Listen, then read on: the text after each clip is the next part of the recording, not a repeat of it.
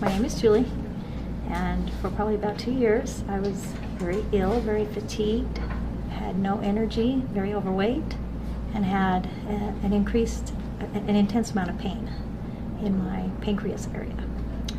And I've been to several doctors, could give me no diagnosis and no reason why I was feeling as badly as I was and was so fatigued. I would work a half a day and go home and go to bed.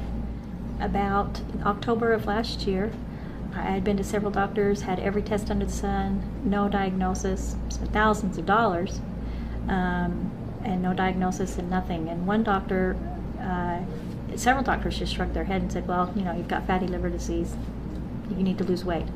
And I had tried to lose weight. I had done several diets and could not lose weight. I'd lose 2 or 3 pounds and then gain 6 or 7, and I didn't feel like I was eating really bad. I did eat a lot of sugar.